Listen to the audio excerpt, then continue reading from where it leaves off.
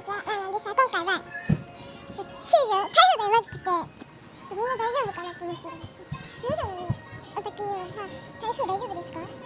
私たち弱いんですよ。すっごいゴロゴロ言ってるんですよ。なんかお兄ちゃんがちょっとね、時計線とかこういう紹介してるんですけど、じゃあもうね、ちょっと後でベッドに載せます。はい。でさ、本当は布団なんでしょ？うん。はい。っていう感じでちょっと台風がやばくて動画撮ってるだけなんですけど、ちょっと聞いててくださいよ。なんかゴロゴロ言ってません？私たちすごいゴロゴロ言うんですよ。なんかわかんないんですけど怖いです。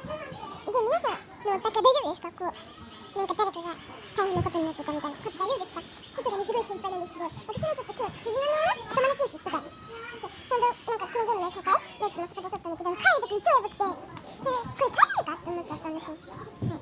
皆さん、明日学校ですか？私ね、明日の朝に決まるんですよ。学校行ってたから。もし無理そうだったら学校休みに。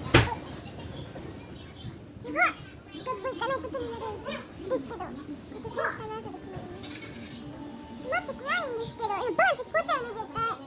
待って、怖いって感じです。皆さんのうちは大丈夫ですか？私のうちはちょっとやばいです。じゃあね、その野球の台風の報告でした。皆さん台風には気をつけてください。バイバイ。